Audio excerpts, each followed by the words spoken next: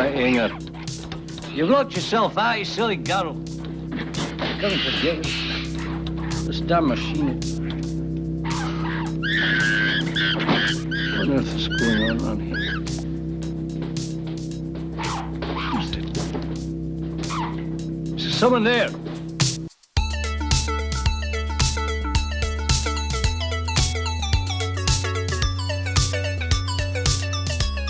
The Pumaman. We must find him and kill him. Whether invoked or not invoked, either will come. You run bastard! Come out! Coming out! I kill you! I kill you! Where are you? You murdering bastard! Hello, everybody.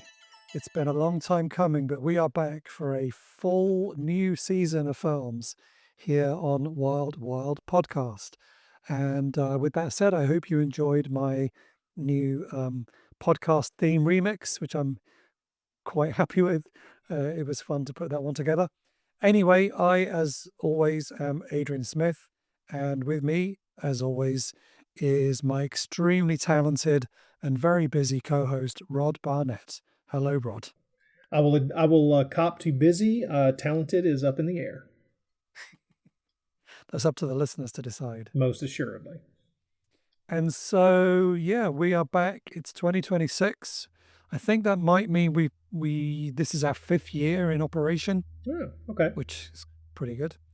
And yeah, a whole new season. But before we get into the gritty details, I thought I would just mention a couple of things. Obviously, we've been up to various commentary recordings, that one of which I only submitted 3 days ago, and it's already been announced, which is exciting.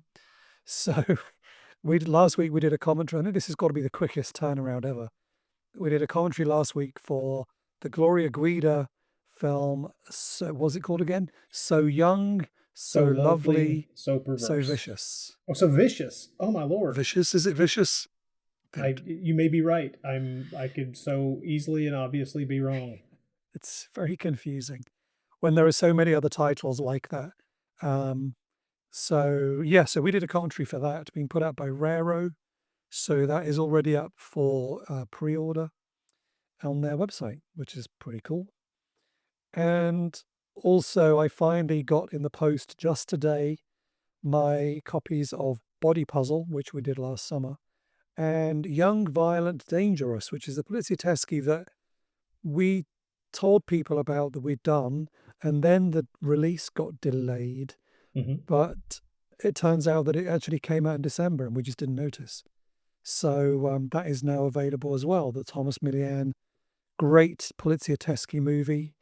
And we are on there alongside an archival documentary. So cool. What more could you want? Anything else, Rod, that you've been involved with that's been recently released since we last spoke? My NashiCast partner Troy Gwen and I have recorded a commentary for a forthcoming Spanish horror film, lesser known one from 1972. Ooh. It has been announced by Mondo Macabro, but until our participation is spoken of by the company itself, I'll just zip my lip and say that that comes out later this year. Okay, but if people were to just go and look at what Mondo Macabro have announced, presumably they could figure it out. I would think so, yeah. Very good. And you guys have done another commentary for another Spanish horror film that hasn't been announced, I believe. Not that I'm. Oh man, I'm not sure what you're thinking of. No. Well, I can't. Now that we're recording, I can't say. Okay. Well, we'll zip on past that. Yeah, because anyway, yeah. And I've also done a solo commentary again for something that hasn't been announced yet either. So fun, busy times, and but obviously I just love editing audio so much that here we are again. And when I go back next semester to China, I will be teaching podcasting, and I've managed to persuade the uni to let me teach a whole podcasting module next year. And my boss today, we were talking about stuff, and he suggested that I might be able to develop a module where I teach students how to create bonus features. Oh, that's true. Yeah. So my work life and my fun life are all colliding, which is it's pretty good, I guess. Well, it seems like in a very strange way you're working your way toward that old idea of if your work is what you love, then you'll never work a day in your life. Yeah. So That's it. Yeah. Anyway, so I don't know if I've got anything else to mention. Other than also in the post, it's been a good day today for post. I received the new book by Eugenio Ercolani, sorry, yeah. called Cannibal Worlds, the most controversial genre ever made. Mm-hmm. A big, I was going to say coffee table book, but if you went to somebody's home and this was on their coffee table, you probably wouldn't hang around. I don't know. I think it's a kind of a book you could put on your coffee table, depending on who you knew was, how well you knew your guests. Yeah. But it's a lovely hardback book, full color, lots of pictures, none of which are safe for work or home, really. Again, depending on your home situation. Best to sit in a darkened room with a flashlight to read it. Yes. Exactly. Just go on holiday on your own and take it with you. But it looks really good. It's the first, as far as I am aware, it's probably the first big in-depth coverage of these films as a genre. And he's got loads of interviews in here, as you would expect, and also writing by other Italian film writers, including Rachel Nisbet and Troy Howarth. Slightly disappointed that I'm not in this book because I do love these movies. I wrote a big article about Italian cannibal films for Screen magazine a few years ago. But anyway, so I haven't read it yet, but I just wanted to mention that. And of course, that gives us an excuse at some point in the future, Rod. We now have a guide if we were going to do a cannibal season. Ah, yes, that would. I'm not sure if it would be wise to do a full 10-episode season of cannibal films. I think that our sanity might end up in tatters. But it would be a bit like a swashbuckling season where we're just forgetting what was happening in which film because they're all blurring together. Yeah, it's like, at least with the swashbuckling movies, it's like you really enjoy each one as you're watching it. Oh, but yeah, it's when sure. casting your mind back, you're going, wait a minute, was that? Yeah, which one was that one? But wait a minute, was the Three Musketeers? I know the Three Musketeers were in this one, right? Yes, I just feel like if you watch 10 cannibal films in a row, you'd lose track very quickly of which one, who was eating what and where, and what jungle is this supposed to be? And which tribe were they? Anyway. But I think they're great fun. So, yeah, there you go. Just wanted to give a quick plug to that as it's hot off the press. Anyway, anything you want to mention, Rod, before we dive into our new season? Oh, not off the top. I mean, well, they've got new episodes of the Bloody Pit on their way. Most recent episode is the Korean kaiju film that has been kind of hidden from sight for decades. Called Space Monster Wangmagwi. Wait, that's fairly close. I'm probably messing it up. But it's Mark Maddox and I talking for far too long about that bizarre and say mixed blessing of a film. I've got an episode on tap with a buddy of mine, a writer who keeps coming back to talk about low budget Poverty Row horror films from the 40s, and that would be a Bela Lugosi joint called Black Dragons, which is absolutely one of the worst and most confusing films that you will ever see, and yet you cannot take your eyes off of it for an entire hour.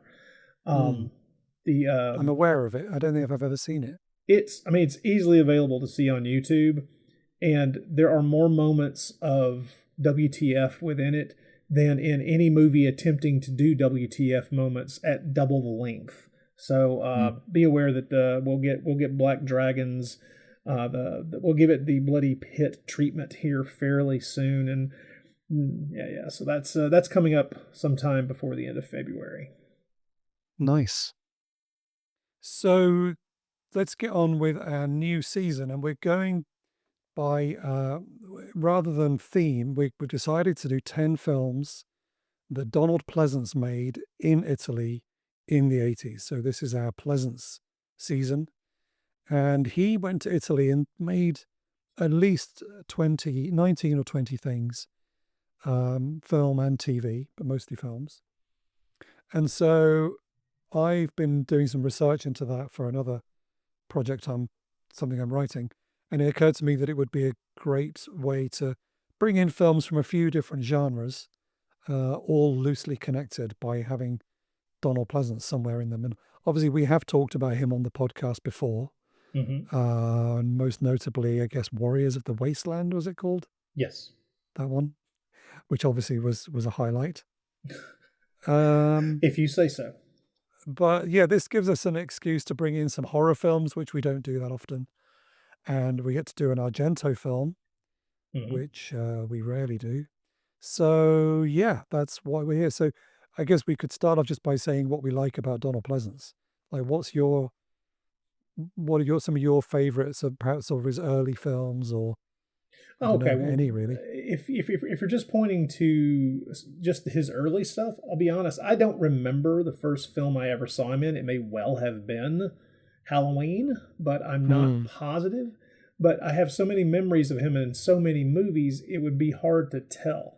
There's a part of me that's pretty sure that I probably maybe first saw him in Escape to Witch Mountain, because those movies I saw that theatrically in '75, and so there's a moment when you think, it kind of has to be that one, kind of, sort of. But as for his the performances from his early work that I find highly enjoyable, a lot of it has been me discovering his stuff especially from the '60s. The performances he did there. I think he's great in Fantastic Voyage, which is a film that I think has kind of been strangely forgotten, considering how huge a hit it was at the time. And the film where he played, the film Dr. Crippen from 1963, where he is the title character. Yes. I think he's fantastic. That's a really good one.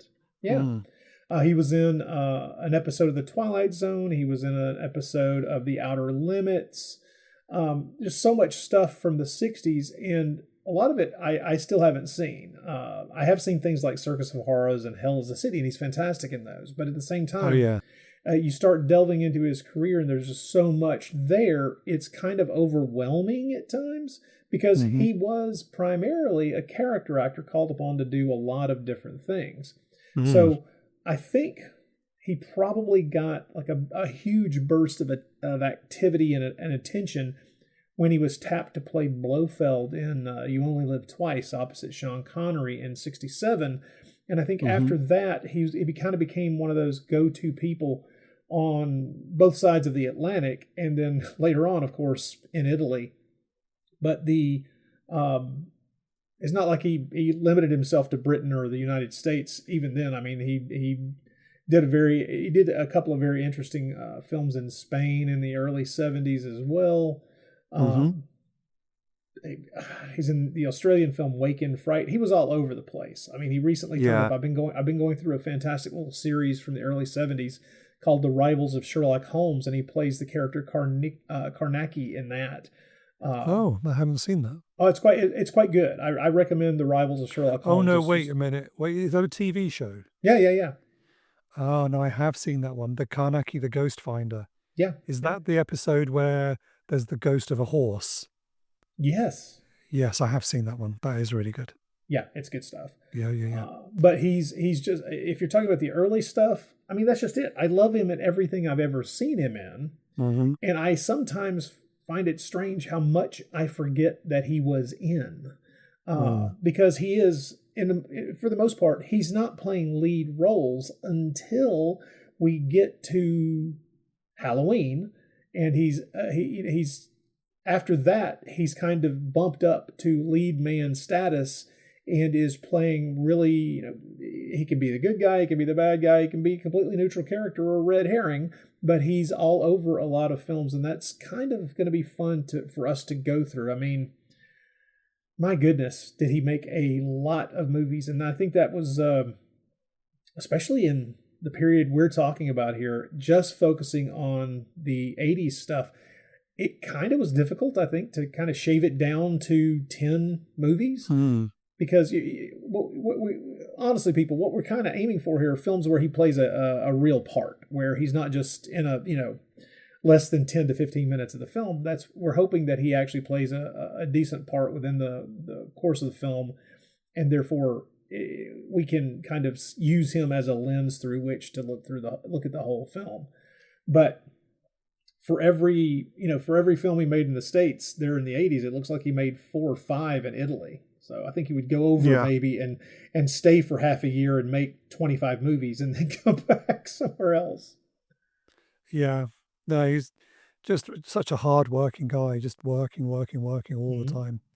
I mean, he even found time at one point to hop over to Mexico to make Treasure of the Amazon, which is quite a fun one. That's a I don't even know if I know that one.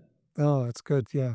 I think probably I saw him first in The Great Escape, I think. Oh, okay. That was probably when I was a kid, I would have seen that. I remember seeing the film Cul-de-sac, the the Polanski film. That's really good. I remember seeing that when I was still a teenager. But he just seemed to be one of those faces who would just pop up in everything, like Soldier Blue. I would definitely have seen the James Bond films when I was a kid. And then growing up, stuff like he's in some of the Amicus films, like From Beyond the Grave, and he did the Burke and Hare film. Is it called The Flesh and the Fiends? Oh, Flesh and the Fiends. Yeah, he's great. Yeah, good film too. Yeah.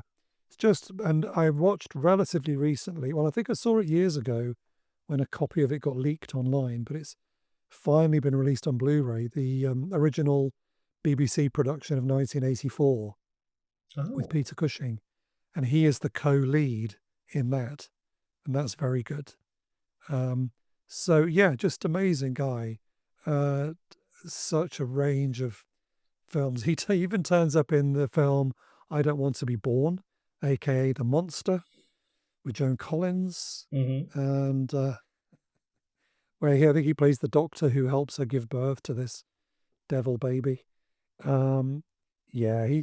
He just seemed to be somebody who was happy to just keep on working, and he was working pretty much up until the day he died, I think. He never seemed to stop. Yeah, I think the last couple of his films were released posthumously. So yeah, at least one of the Halloweens, I think, was released after he died. So yeah, just a great presence, very softly spoken, but he could turn that to be somebody who was very sympathetic, or he could turn it to be somebody who was really sinister. Obviously, like in You Only Live Twice, where he's a great Blofeld. But then you get to something like the film that we are going to cover, Phantom of Death, where you've got that extraordinary moment where he's screaming in the street, and it's kind of out of character because he's generally so quiet, so you don't expect it when it happens. Yeah, so like you said, we've just got a few of his movies. We can't possibly even cover all the 80s stuff, but it's also a good excuse to just look at what was going on in Italy in the 80s. Yes, exactly. Because the film industry was struggling, as losing all the money to TV, but people were still making some stuff.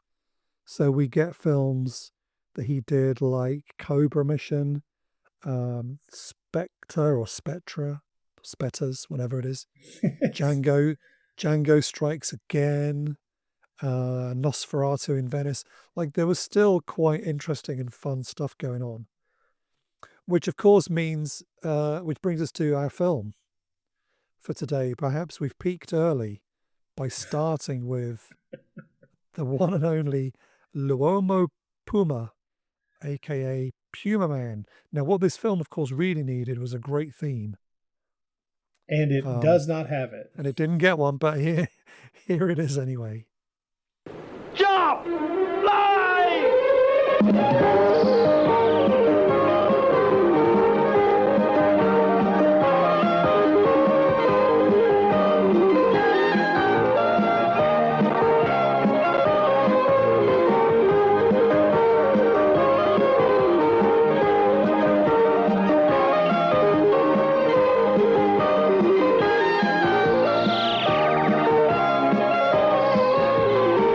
of all, of course, we should just address the elephant in the room, which is that Donald Pleasence, throughout the movie, pronounces it Pumaman, which is the correct pronunciation, of course, whereas his American co-stars all say Pumaman. Which is how I've So, always pronounced it, yeah. Yeah.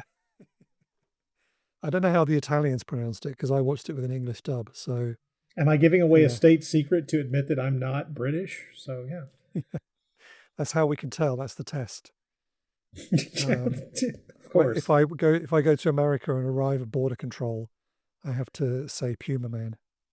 That's good. That's good. Um, That'll help us keep you out in the future. Yeah. Now, of course, I think we should probably start with Alberto de Martino. Yeah. Very much a sort of talisman for this podcast, or at least I think we mentioned him once before. I think. I think we've mentioned him a He's- few times, actually. Yeah, we must have done. He's yeah. What can we say about him? I found a fairly good, quite positive. Where is it? I'm trying to find it. Obituary that was published when he died. Obviously, that's what obituaries are. But it was published in a British newspaper, which was kind of odd, I thought, the Daily Telegraph. But I think that's because in the article, they mainly focused on the fact that he directed OK Connery, That's true. the James Bond knockoff. So they write about that at length in the obituary. But they mentioned that his best known film was probably The Antichrist, where he was sued by the makers of The Exorcist, apparently, but they lost the case. They also claim in this obituary that The Antichrist, in its first week in America, did more business than Jaws. I have my Which- doubts about that. It's just quite interesting if it's true. Now, I will admit that depending on when the release was, people need to remember that back in the mid '70s when Jaws was released, it wasn't done the way it was done. It's done these days, where it's dumped out into 2,000 theaters across the nation, all at the same time. At the time, films got rolled out regionally, bit by bit, piece by piece, with the idea that the studios could then gauge how to adjust their advertising to try to get the most number of people interested in seeing the movie to come to the theater. And so it is possible if they're comparing a week when Jaws was only in 300 to 400 theaters, it's a possibility. But I would have to see the numbers, and I would have to have them verified. Yeah, exactly.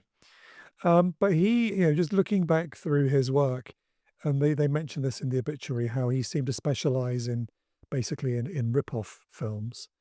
And he got into directing because he initially started as an actor, but he decided that he'd get more control. I think he was fired by a director and then found himself cut out of the finished film. So he decided he wanted to have more power and become a director. But in the early days, he was making all those great things that we love on this podcast. He did some gothic horror. Yep. He did some gladiator movies. In fact, didn't you? So the horror, he made a gothic film, The Blancheville Monster. Yeah, we covered that. It has some Spanish connections, so we covered that a while back on the NashiCast. Yeah. Didn't you write a booklet essay for that one for an Arrow Blu-ray? No, I wish I had, but no. Oh, I thought you did. Arrow put out a box set of 4 films. I thought you were in the booklet for that. Oh, I was, but not for that. Not for that film. one. No. Okay, getting them mixed up. But yeah, and then he did some westerns. I mean, do you have any favorites of his early sort of 60s work? Oh, well, I have strong memories of one of his Eurospy movies and of at least one of his Gladiator films. I remember really enjoying The Invincible Gladiator, which some places list as his first film as a director. It's hard to know if that's accurate or not, with things being what they are, with people getting behind the camera earlier or later and splitting productions and things like that. But enjoyed a number of the things he made in the 60s.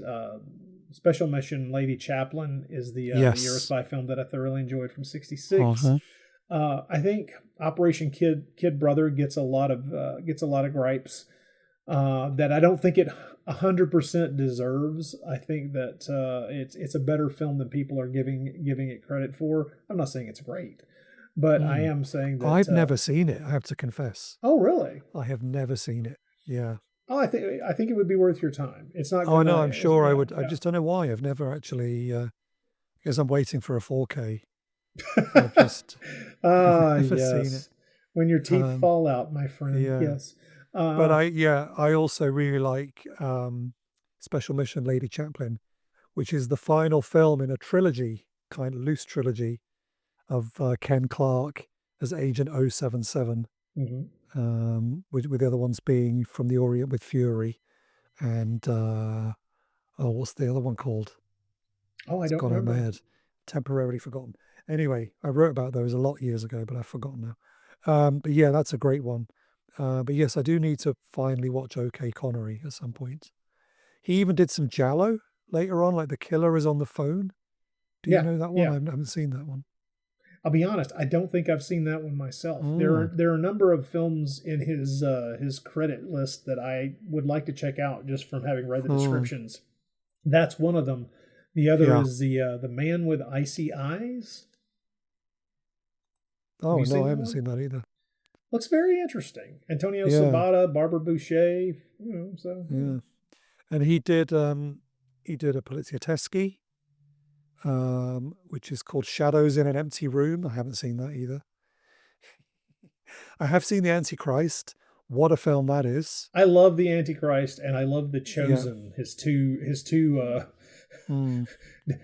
darkly religious, or who knows how he would frame those films. But I love both of those films. I really do. I think The Antichrist is best watched with a bottle of very strong mouthwash next to you. You will need to gargle during that film. Oh, I love that movie. I really do. Yeah. I know I shouldn't. Don't get me wrong. I think I like The Chosen better, but that's because it's more. Oh, is that the one that's also? Oh yeah, Holocaust 2000 as well. Yeah. It's more brazen, and it's got Kirk Douglas, and it's so much fun. Simon Ward gets to play evil in it. It's great. Yeah, it's just ripping off The Omen, isn't it? That one. Yeah, it is my favorite kind of rip-off cinema from the period, well, from any period really, which is to take the basic idea that a massive hit was based on and do such an intense riff that you just kind of don't care that it's a rip-off.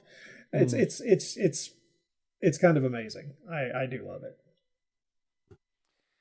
And then, of course, in 1980, he produced something that would make you believe a man could fly.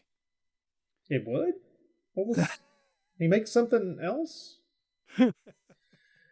But you've hit the nail on the head, though. I mean, there is one and only one reason why this movie got made, and it was called Superman the movie.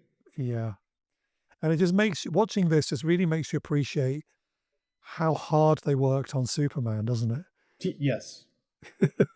And how lucky they were to have a near infinite budget. Yes. Yeah, and a lot more time and a better lead actor. Better lead actor, a director who could marshal his forces in a cohesive and coherent way. Yeah, and how to make somebody look like they're flying that isn't just hanging them from a wire and filming them from the side, kind of flopping around. And then back projecting, footage that you move the camera around to get on set. Yeah. And I'm pretty sure I saw some of that same footage repeated, potentially. But apparently, so Martino actually came close to losing his house because Pumaman did not cover its costs. It was a box office flop. Can you believe it? It is difficult now that I have seen the film, without alcohol. I have to say that it is not a shock that this film failed. No, it is not at all. In interviews, he blamed the rising power of television on the failure of Pumaman. Did he now? Yeah. That's But that's interesting. I kind of want to applaud him for pointing the finger anywhere but at the movie itself. So but television was really what would save it because it did get a VHS release, so you could go to your local video store and rent Pumaman. But what's really odd, I found copies yes, of you could be disappointed in private rather than. now the artwork is really cool. Actually, it's worth. I'll try yeah. and I'll post it on Instagram. The UK VHS release has got brilliant artwork. I would love this poster on my wall.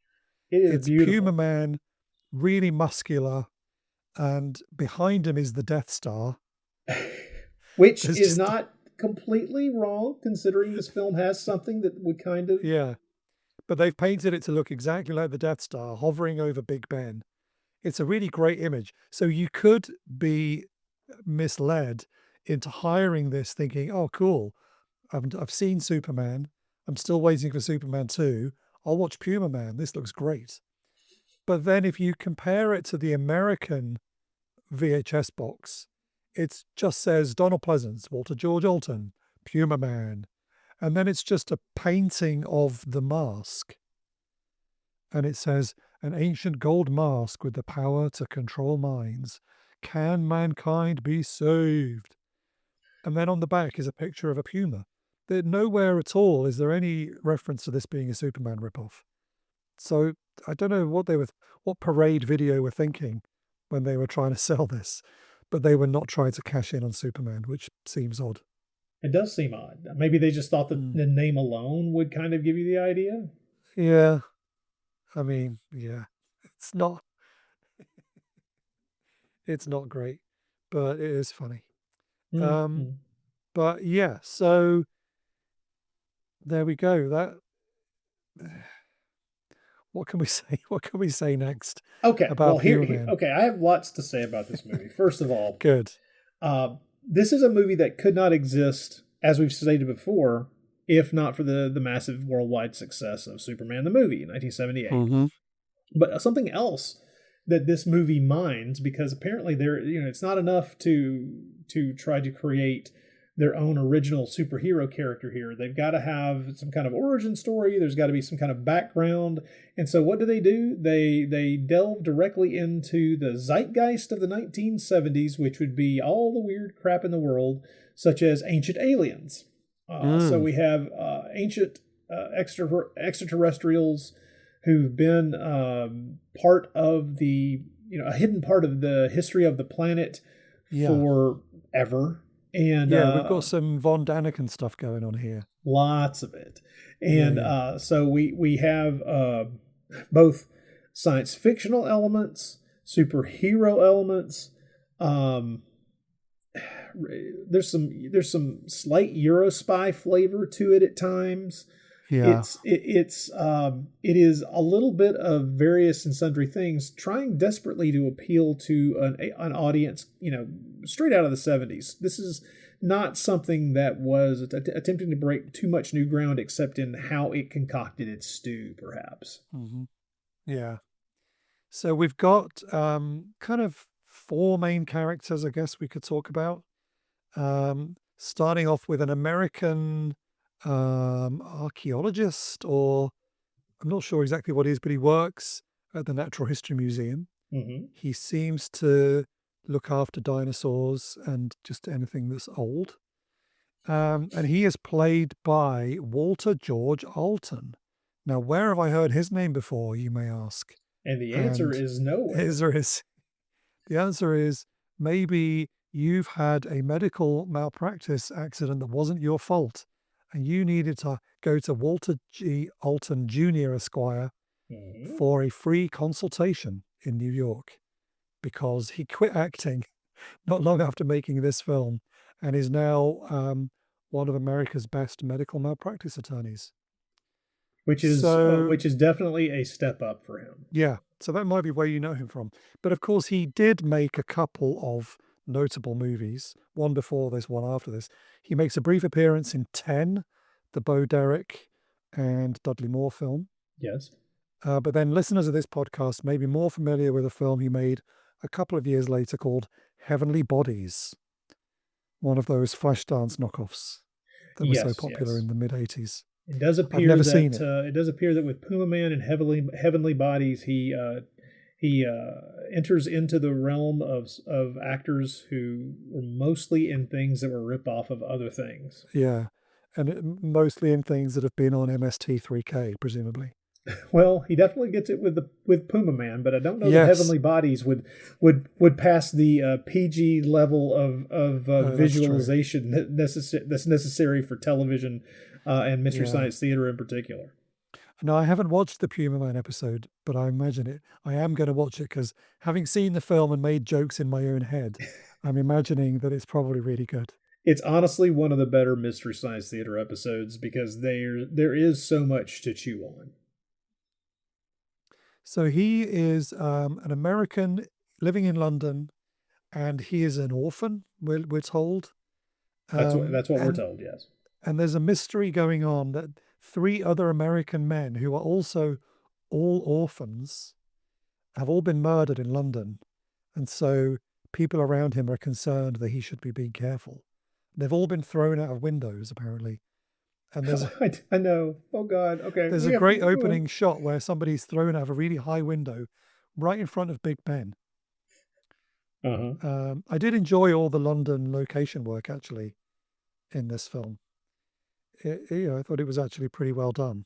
What I didn't have- I love is that once we learn why these people are being tossed out windows, it becomes a much more complicated bit of reasoning to get behind. Yeah. To get behind the character who's the real hero of this story, Yeah. because he's just tossing folks out a window until he finds the right guy. It's like, what are you doing? Okay, that's interesting. That's not how I. Okay, we'll get back to that then, because I didn't read that the same, but maybe I'm wrong. Oh, okay. Yeah. So okay, so he is followed into the museum by a guy who I think we can best describe as Robert Zadar's Mexican cousin.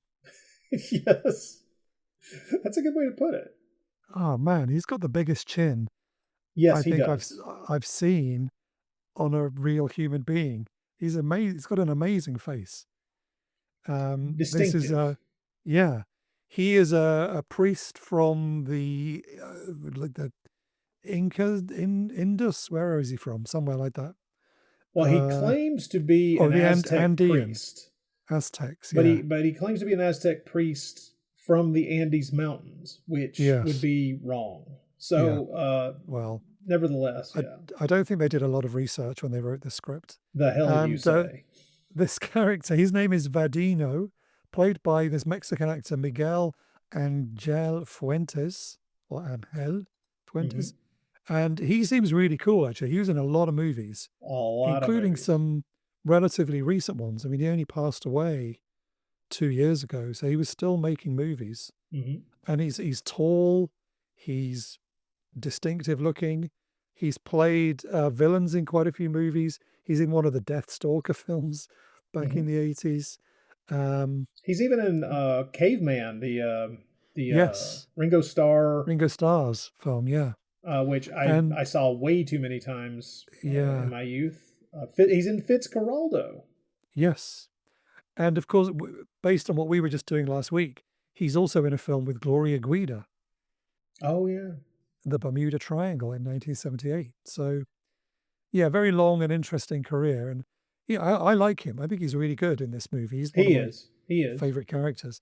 So, yeah, he kind of attacks our hero, Tony, and throws him out of a window. But the window is open first. And this is what makes me think he's not the same person who's been killing all the others. So I think, because the other ones, we see them get thrown through the glass to their deaths. This is true. And so I think that is the work of the evil Cobras, who is Ah. also looking for the real Puma Man by a You know, similar you method. you may be right. I just think I Mm. maybe really, really wanted it to be Yeah. rather morally tainted. But okay. Because it's a good kind of switcheroo, because we think this is the guy who's been trying to kill everybody, and the way they film him in the beginning, and he's following Tony, and it's all like quite low angle shots to make him look sinister. But then it turns out that he's actually his friend and he's going to help him. So I think it's a deliberate misdirect, and that actually those other guys have been killed by cobras. But That's my it still that's my feels so theory. wrong. His way of proving that he is this supernatural creature, the Yes, Pumaman, is it's he the throws him out same. the It's the window. same as if a good friend of yours came up to you, or better yet, a complete stranger came up to you and said, "I think you are a god," and hauls off and kicks you between the legs to prove to you that you Yes, can't feel pain. And it's like, I don't know that that's probably your yeah. best bet.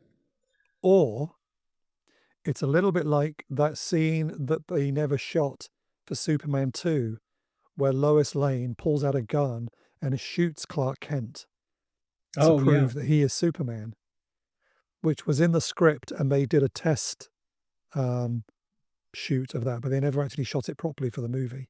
Yeah. On the But that's extras a of the similar Blu-rays, idea. you can see that footage, and you can also understand Yeah, exactly why they decided, no, that probably is not a good idea. no. But I think he'd already figured out that this was the guy because he knew his dad, right? Because Which his would make dad was sense, also the yeah. Puma Man, and so he's been following him. So because he has a photo of him as a baby with his dad, which is conveniently exactly the same photo that Tony has, because Yes. they evidently only ever had one family photo taken. Well, people are busy. Yeah. So meanwhile, the evil Cobras, who's got an interesting line in leather, like leather outfits that he makes. Okay, He makes yes. all of his henchmen and henchwomen wear as well. Donald Pleasence's villain outfit in this, I'm kind of impressed by.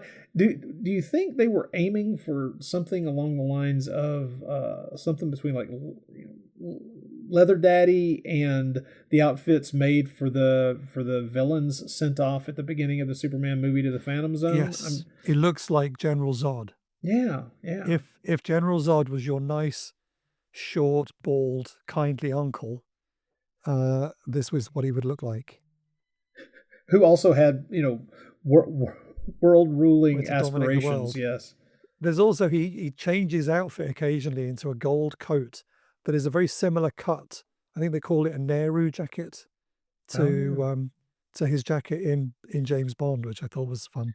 I But it's gold. suspect, often actors talk about how they are able to work a deal where they can keep the costuming Yeah. from a film because it's often these things will be cut specifically to them, and so they work a deal where they can keep the clothing. I don't think Donald wanted the clothing from this film. I don't see him walking around the streets of London wearing this clothing and thinking that he's the height of fashion.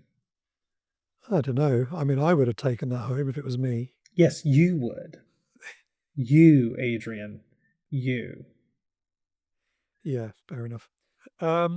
So I was confused at the beginning of the film. So you've got, at some scene near the beginning. So you've got Cobras, played by Donald Pleasence, Mhm. and his henchman, played by, I think it's, his name was Rankin, Benito Stefanelli, is kind of his sidekick. And he's a guy who was in loads of Westerns, Fistful of Dollars, Once Upon a Time in America, all of those kind of things. Mainly a stunt guy, I think. Yeah. But because there's a lot of fighting in this film, so it makes sense. But they're all dressed in these black leather outfits. Also, he's got a young woman working for him, Miss Jane Dobson, and Yeah. she's wearing one as well. But she appears to also be an archaeologist, and she is examining this gold mask that they somehow found. And I think she's the daughter of the Dutch ambassador, which is really confusing. I know the relationship. Okay, well, She's first got of an all, American accent. right, because she is an American who her entire film career seems to have been in Italy, but Yes. nevertheless, her name is Sydney Rome, Sydney Rome, yeah. which only complicates things when you realize that she's an American. We should talk about her for a moment. My goodness. Yeah. Well, just before we do, let me just finish that sentence. Because you've got that scene where she's looking at the mask, but all three of them are wearing these matching black leather costumes. Mhm. And there's no explanation given as to why. Like, if I'd got a new job, I'm a trained archaeologist, I'm going to start in a new lab, and they say, "Hi, welcome, your first day. Just put this black leather outfit on." I'd be a bit like, well, why? Is this about stopping any dust getting into the, like, what's going on? What is the purpose of this Why clothing? are we wearing this? But yes, Sydney Rome, she's really interesting. I was doing a little bit of research into her earlier. Very pleased to discover that she did release some disco records in Italy, including one Well, called... I was pleased to learn how many times she posed in Playboy. So, Oh, I thought that was her sister. Did she do it as well? oh yes, she did. Ah, okay. I knew her sister did, Julia Linden. But I didn't look that up. Well, I Uh, did. Okay. That's how you Google most actresses, isn't it? You just put their name and then put Playboy afterwards. Oh no, no, Just no. in What it case. is that I saw the reference to her being in Playboy apparently like 3 separate times, which of course would be Okay. probably Italian Playboy, and Mhm. just did what comes naturally, which is well, Mhm. really. So let's see those photos. But Yeah, fair enough. nevertheless, Um, yeah. Well, we've all been there, Rod. I was um, writing an essay for something that hasn't been announced yet about an actress, and it turned out she had also done a similar thing. So of course I had to have an academic view on the whole thing. did it make you Um, feel dirty, Adrian? no, just it made me feel that my research was complete. Well, Uh, yes. so she did a record. I was going to play a little clip here Oh, called cool. Angelo Prepotente, which means overbearing angel. And there's a video of her on YouTube singing it on an Italian TV show. Here's a clip.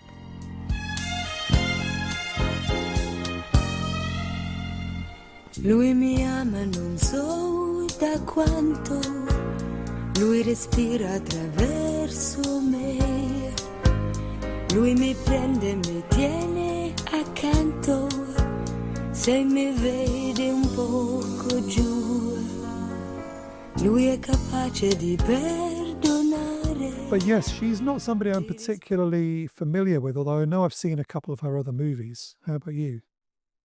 I was unaware of her as someone I should probably become obsessed with. I mean, pay attention to Mm-hmm. until watching this movie for the first time in years and years. But then when I looked at her list of credits, I have seen her in other things. I just did not take note of Yes. her. Saw her We've covered her on the podcast before, in fact. yeah. But I mean, saw her in Polanski's What. Mhm. And wait a minute, what did we cover that she was in on the what did we cover? She is she's the first victim in The Killer Must Kill Again. Oh, okay, yes. Mm. But my goodness, is she pretty in this film? Mhm. She had, and the thing is, they clearly cracked the closet door open for her and let her choose a number of different outfits because she gets to change clothes a lot of times. And Yes. I'm not saying that we see her change clothes. I'm just saying, but boy, is she in more than a few outfits throughout this film, and all of them except for maybe the weird black leather henchman outfit, all of them really show her off to great effect. And Yes. I was interested to see what other movies she might have been in because she's had a very long career in Italy. Mm. I mean, Yeah, she started out in Some Girls Do, one of yeah. the Bulldog Drummond films, which with Richard Johnson, I really enjoy those. But she's gone on to be in so many things for the past 25 or so years. Her career circled around Italian television, which isn't much of a shock considering Yeah. the state of Italian film production during that same period. But she's still out there doing things. I mean, she had 2 movies that she was a part of that came out in 2023. So I guess we could talk about the unfortunate tragedy that occurred to her. Yeah, I In read about that. That's 2009. horrible. Yeah. In 2009, the airbag in her car exploded in her face, and she had to undergo facial surgery, and it left the left side of her face paralyzed for a couple of years. Yeah. kind of rough. And obviously she was able to recover from that, but it did mess her up pretty badly, that she had to have a number of different surgeries to correct the problems that it caused. Apparently there was some nerve damage and really, really terrible. Mm. But yeah, I would like to. There's other films of hers that I'd like to look up, including she did a Sergio Martino film in 1976 called Sex with a Smile, which I know is a comedy, so that might put you off. But just listen to this cast. It's got Barbara Boucher, Edwidge Fenech, Sidney Rome, Thomas Milian, Yeah. and Marty Feldman. So I'm totally up for finding that one. I'd be willing to see that. Now, I would probably regret it, but I would still probably watch it, yes.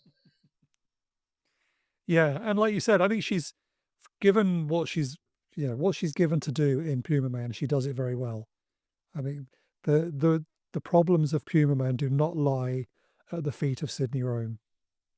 No, not at all. It's not her fault. The script is not very good. Yeah. It doesn't make sense a lot of the time. And it's not her fault that they didn't solve some of the special effects problems or have a good handle on exactly how to shoot a rather intricate and complicated special effects sequence. So, yeah. Yeah, very odd.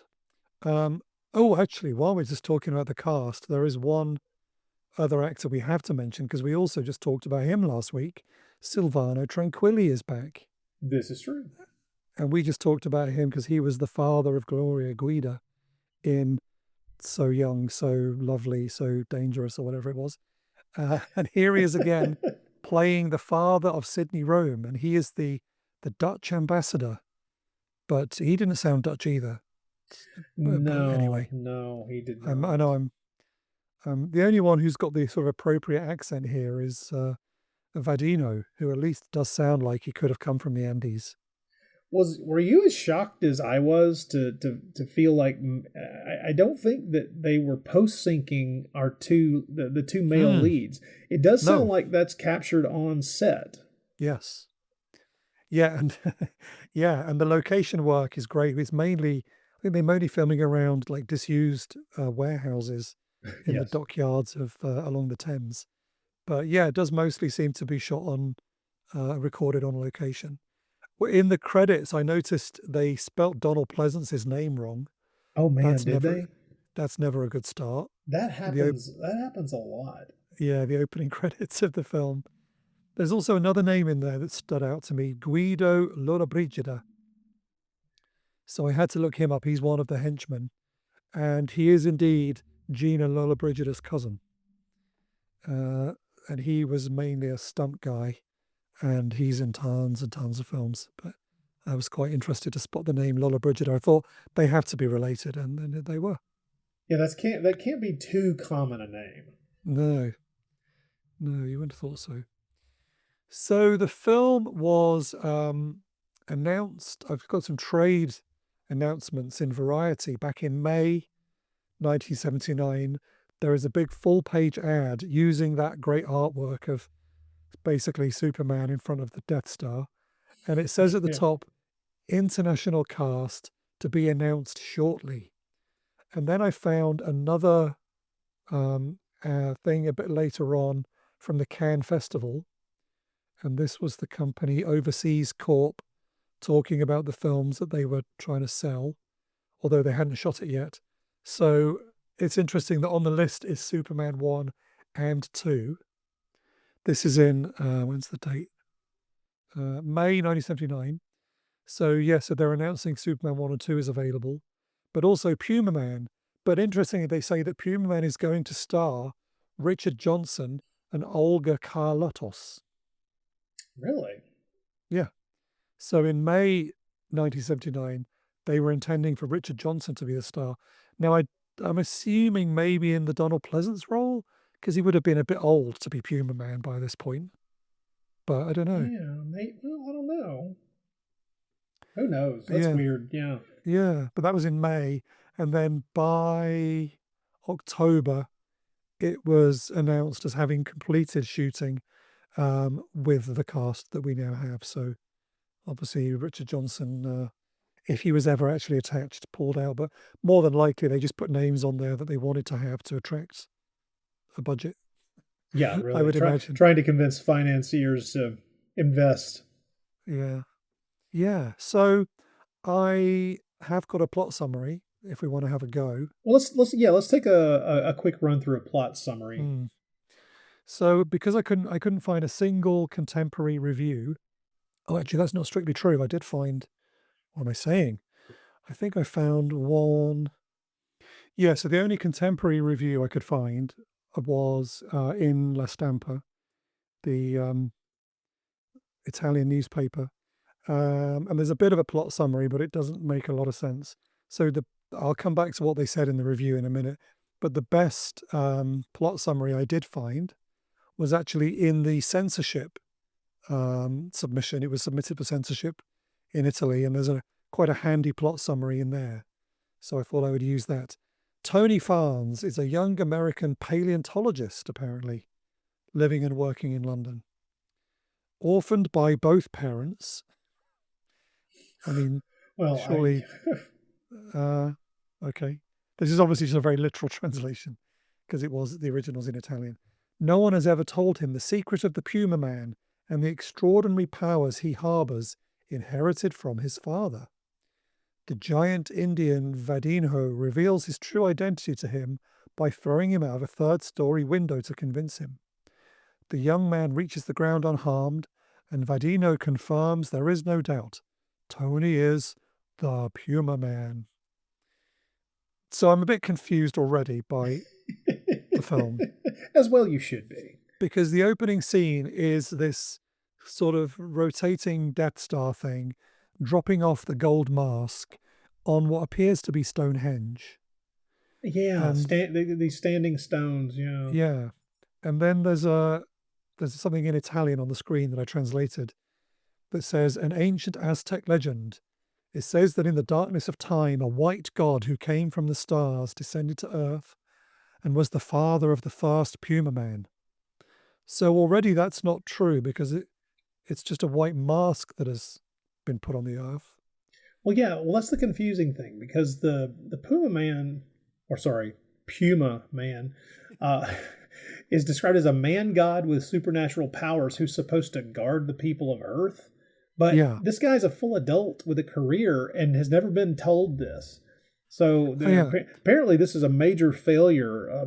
Much along the lines of the Phantom would never let this happen. The Phantom makes sure that his sons know that they're going to be the Phantom after he passes, and so this is a mistake. Exactly, and the implication is that whoever wears this mask will be the Pumaman. But the mask is never worn by anyone. Yeah, the original Pumaman was entrusted with this gold mask because the mask has the ability to control people's minds. So here's my question. I don't want to impugn I don't want to impugn the motivations or goals of the ancient aliens who dropped this gold mask off. But being able to control other people's minds seems vaguely evil. Like what was it for? How did they think this was going to help anyone? I can understand wanting to, make a dude who could, fly and be really strong. And, in other words, a supernatural kind of superhuman protector of the Earth or protector of at least the human beings on the planet Earth. I get that. That's laudable. I'm impressed. I bow down before my ancient alien godlings. But what's with the gold mask? It just seems like an extra add-on to complicate things and to make it obvious that you did not trust us at all. And also kind of pointless because he gives to Tony a belt and it says, put this belt on. And then when he puts the belt on, suddenly he's got a cape and he can fly. I know. So, and it's still not, and he still looks way more doofus than the cool image on the movie poster. Yeah, but if he needed the belt to become the Pumaman, then how come he survived being thrown out the window without the belt on? I think and that's something else. Is the belt just what gives him the costume? Is that it? Yeah, that's true. Because he's got the powers within him. But yeah, the what is the point of the mask? It seems a really pointless thing.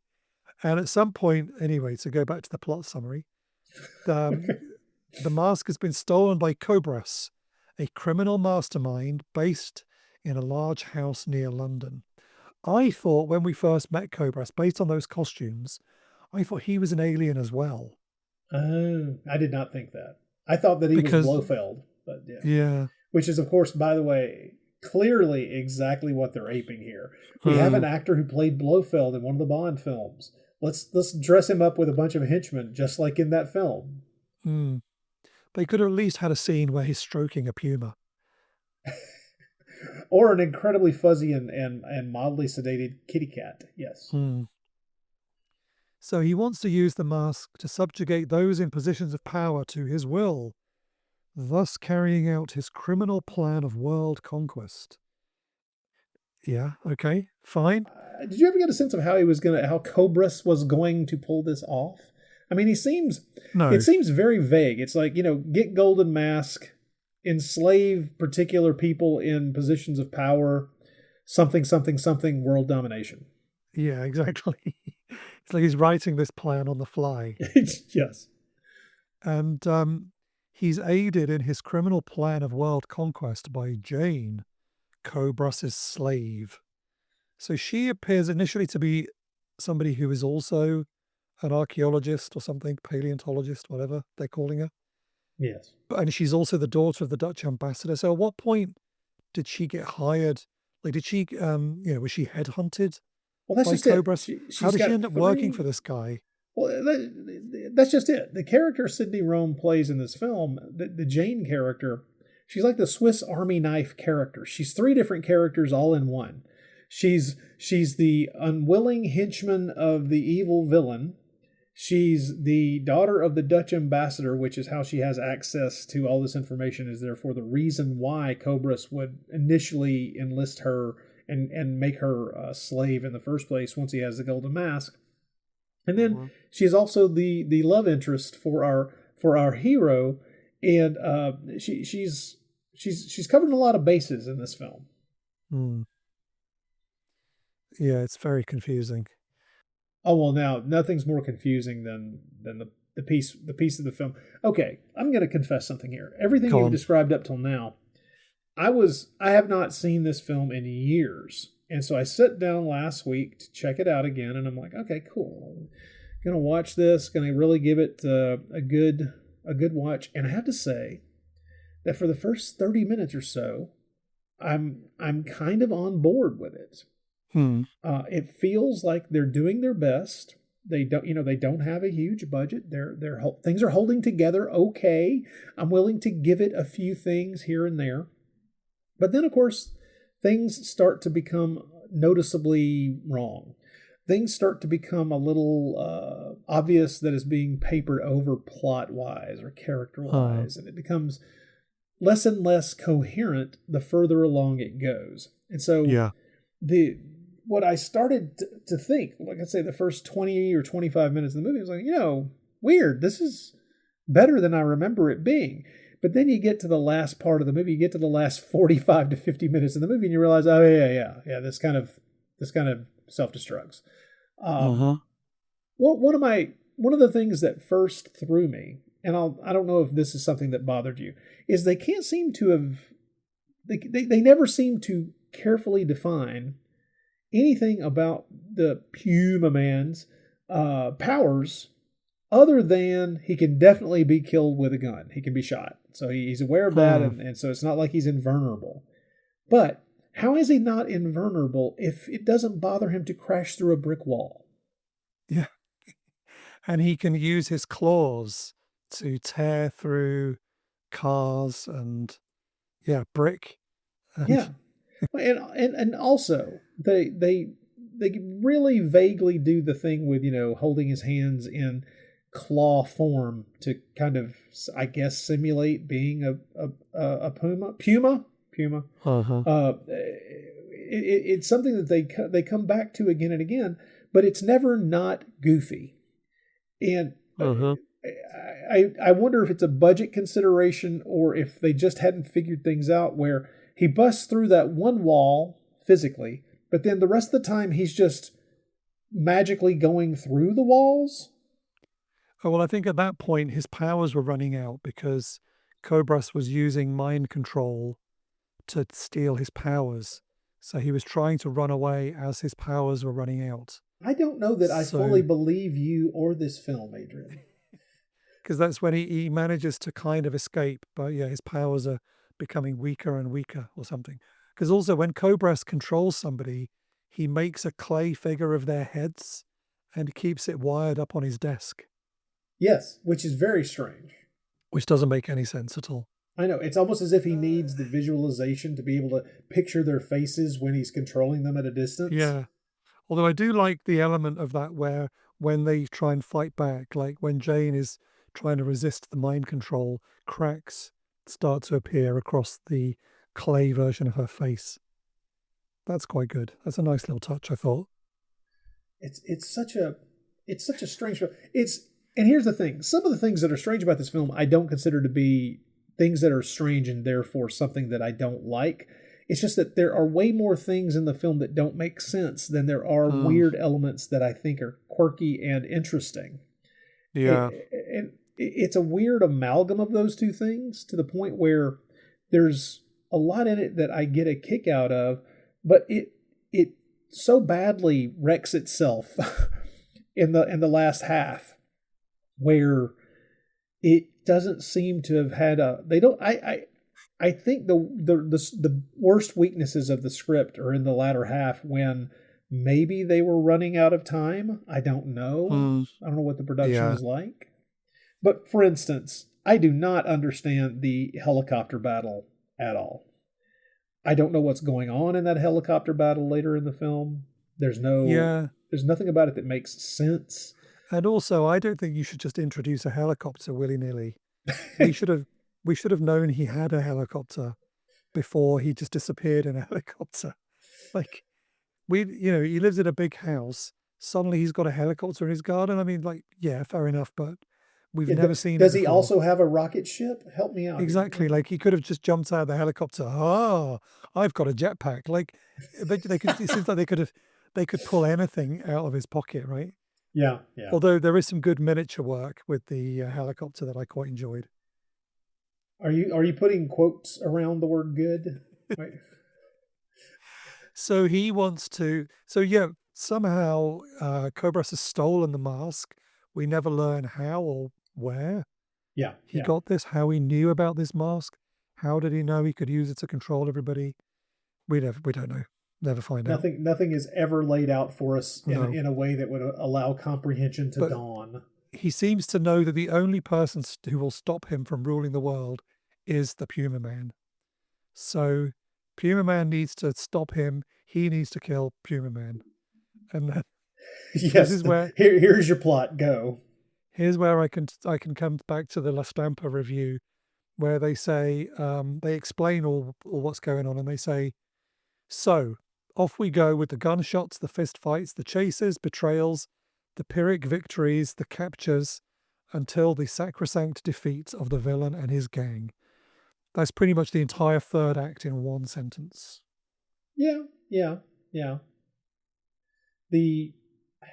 I would point out, as many people have before, that it is really Vandino, the character who's supposed to be Pumaman's mentor, who's the real hero of this piece. Let's be clear. Yeah.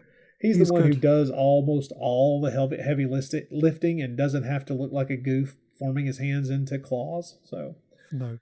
yeah. Yeah, he is good. I might as well tell you what they say about the film now. I've got to the end of the review. It says the whole story is incredibly improbable and told in a remarkably illogical way. I mean, I think we can all agree.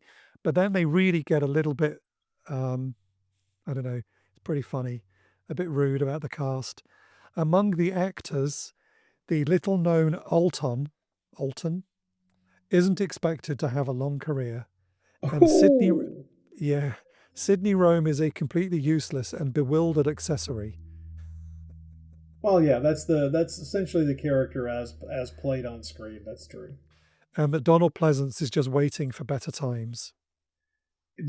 I have seen it quoted that at one point or another in an interview, Donald Pleasence referred to this as the worst film he was ever in.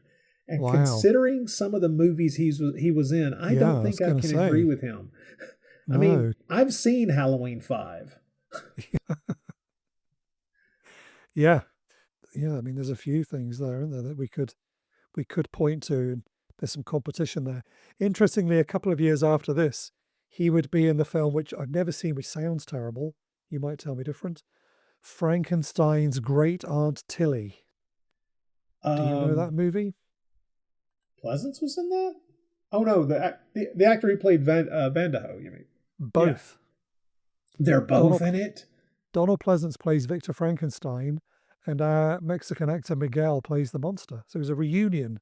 Oh, do you think they drank beers and commiserated over having survived Pumaman? Do you remember what a great time we had on Pumaman? Actually, thinking about it, I'm not sure they were ever on set together. Were they ever in the same scene? I don't know if they were. Oh, you mean in Pumaman? Yeah. I don't know. Yeah. Well, I think that there were a couple times when they're in the same big that big hallway in that house. But quite honestly, the way it was shot, they're always cutting from one angle to the other, so they might not have ever met each other on set. That's true. Maybe they could have just got together one evening and watched the movie on VHS and had a good laugh. That would have been worth the time to sit in on. I'll be honest. Oh yeah, wouldn't it be great? And so I mean, the film then it ends in exactly the way you would expect. Yeah, it's not surprising how it ends. Although now here's a question for you. How did we miss this one when we did our sci-fi season? Well, when we did the superheroes? No. When we did the science fiction, because this begins and ends with science fiction. We get the bizarre Death Star thing. Yeah. So, well, I guess we were mainly focused on post-apocalypse stuff. I guess think you're right. Yeah. Or no, wait, you mean back in the beginning? I mean the very first season when we were doing. That's true. Yes. Well, I think that film was mainly where Italians went into space, and in this film, the space comes to us. Space comes to us. Oh, that's true. You're right. The space comes to. It's funny that on the poster, it looks like the Death Star, but in the film, it basically looks like the way they film it. It looks like somebody's just turned R2-D2 upside down and sprayed it gold, and because they just got that bit kind of rotating, spinning round. Well, I have to admit, I was kind of pleased with that thing. Because it showed a level of inventiveness that I was not expecting, and although they don't completely sell it, I'm more than willing to go part way there with them on that, and it's audacious to really try that, to visualize that on screen, and to really linger on it. Like, man, we got to make the budget pay off. We spent money on this, I kind of like that. That's one of the things I'm friendliest toward in the movie. Yeah. No, I would agree. They were definitely trying. Yes. You can't accuse Alberto de Martino of laziness with this movie. Nope, you can just accuse him of needing a much better script. Yeah, which he co-wrote, incidentally. Possibly on the fly while they were shooting. Yeah, well, that's true, yeah. So, because we've seen some really bad Italian films in our time, and the hell you say. But for me, the ones that are really bad are the ones that are boring. Agreed. Like the guy that did Beast in Space. What's his name? Oh my goodness! Are you talking about? I'm having to look him up because his name. Yeah, I was about to say. I've banished his name from my head. We're not talking about Alfonso Brescia, are we? Yes, I believe we are. Alfonso Brescia, yeah, okay. Yeah. So he is mainly just quite boring. Like his films are quite boring to watch. They're just dull. They're dull as dishwater, and they're painful at times. Yeah. And this film is not dull. No. That's just it. You can see that this is not a film made by incompetence. It's not a film made by people who did not know what they were doing. They know how to make a movie, and there are flashes. There are flashes of real creative juice here. But like I say, it is crippled by having just such a crappy script. Yeah. Yeah, just stuff that doesn't make sense, and they could have had at least another couple of run throughs of the script and got it to where it was really good. But I mean, even then, we'd probably still be laughing at the flying special effects. But you could forgive it more if the script was more compelling and Yes. made more sense. I agree. That's, I guess, is the problem. At with the it. same time, I'm not going to lie. If someone were to do a box set of 5 or 6 Italian superhero films, whether they be whether they be sourced from the Fumetti stuff like the criminal films or things of that nature from the 60s, and included this in a nice spruced up edition, I would be happy to see it. I would volunteer to do the commentary. There you go. So would I. But at the same time, it becomes a question of what is the audience for something like this? I mean, clearly there was no audience for it in 1980.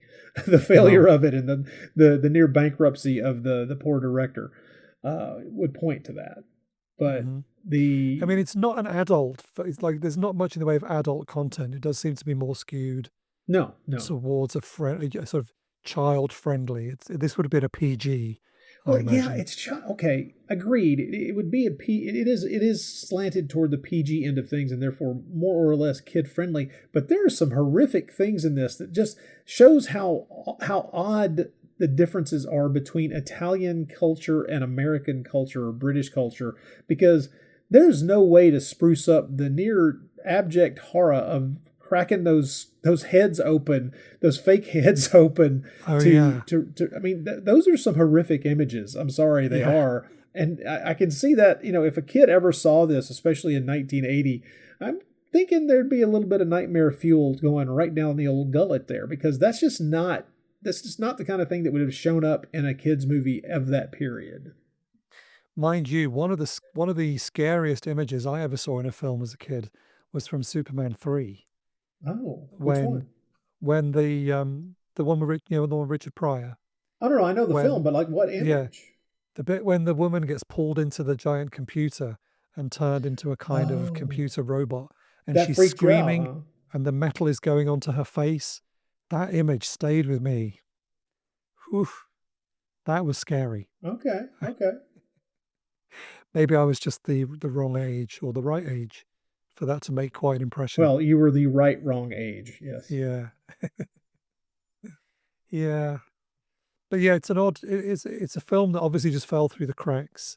It wasn't Superman enough, or wasn't sold like Superman enough to get that audience. And it wasn't Star Wars enough to appeal to that audience, and it just kind of trickled into oblivion. Yeah. And now I once again stand here staring out into space and saying that if someone were to do a restored Blu-ray of it, I would be happy to have it. Oh, I'm exactly. so sad. Well, there's something wrong with us. Yep. But anyway, or just something right with us. Have you ever wondered if Wild Wild Podcast is really just you and I experiencing an extended therapy session? Yeah, I mean, it almost doesn't matter if no one else is listening, isn't it? In a way, I mean, just the fact that we know that the other person that we're speaking with is listening and therefore understanding and sharing our obsession and our probable problems, it's validating in a way that I think is healing. Wow. And on that note, I think that's a perfect place to end. Rod and I have just been doing therapy together for the last 5 years without realizing it. Well, don't you feel better about yourself at the end of each recording session? Oh, I do. I do think sometimes I hope I've got some time in my life to actually watch some good films. I squeeze them in. I do. I squeeze them in. I spend all my money on 4K restorations of really great films. And then I spend all my time watching terrible quality copies of films on YouTube for various research purposes. I very rarely get to just sit down and put on a good film because I'm always watching stuff like this. It is a quandary, isn't it? I love cinema, and yet I am not allowed to watch good I cinema. know. I keep forcing myself. Although last week I did finally watch Dario Argento's Phantom of the Opera because I got that new 4K from Vinegar Syndrome. There's a conversation to be had about whether or not that's good or not. People should listen to your podcast on that one. Yeah, Troy Howarth and I went back and forth on that one with me berating the film for its clearly ridiculous elements, but yeah. Well, I'd been curious to see it ever since I went to the Argento exhibition at the Film Museum in Turin a few years ago because they had some props, including the Ratmobile. Oh God, that thing. So I'd seen that thing in real life, so I had to watch the movie eventually. Oh yeah, well, I mean, don't get me wrong; it's definitely worth seeing at least once. But your mileage may vary on return visits, so be aware. I think I might only watch it once, and that was it. But anyway, right, just we're drifting off topic. I think we're better leave it there. Perhaps we should limp back to wrapping up this film. Yes. Thanks everybody. We're going to both head back to the Andes now to return the gold mask to its true people. Well, so just to cap our conversation about this movie, what with the Pumaman, what's your opinion of this? I lamented the fact that we were starting this Donald Pleasence season with this film because I thought, maybe you were attempting to do something like, well, everything's up from here, but no, we're just going chronologically. Yes. So there's no intelligence behind how we're laying this season out. 1, 2, 3, 4, 5. Yeah, I also thought this would be an eye-catching title to bring people in. Ooh, Pumaman, you say? And then they'll be hooked for the rest of the season, right? No. That's not how this works, Adrian. That's not how this works. Well, anyway, thank you everybody for listening. Whether you're here for the Pumaman or for the therapy session, we're grateful you came. Yes, thank you for listening, and we are happy to have you along for the ride. Where could people find information about the podcast, Adrian? The best thing to do is to use the Linktree link in the show notes, which will take you to our Instagram and our YouTube page and our merch. And you can send us a message through that as well. We love getting your messages. Yeah, I think that's the best thing to do. When we are on Twitter, but I never look at it. So you may as well just write your message on a piece of paper and then set fire to it because it'll have the exact same impact. But yeah, so don't bother with that.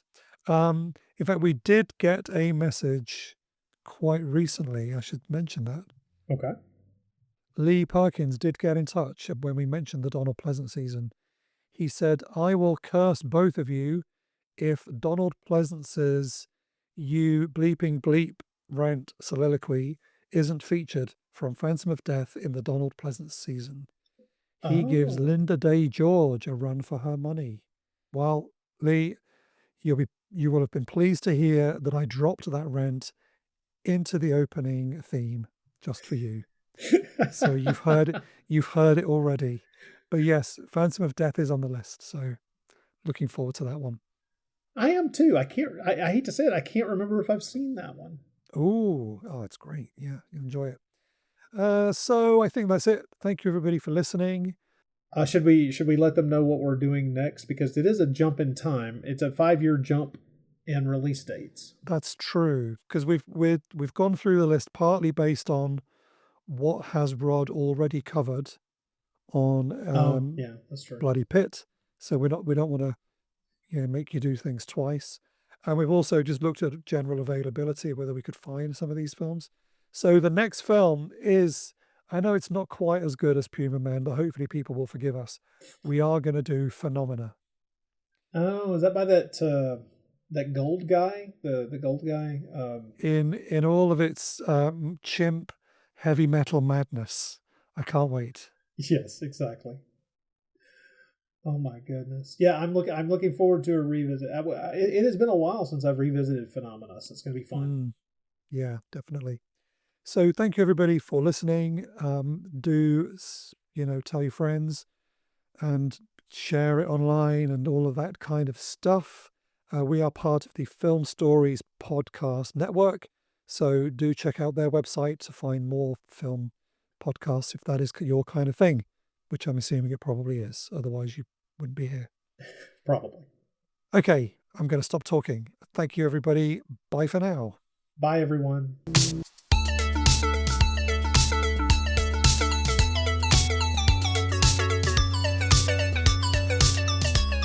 The Pumaman. We must find him and kill him.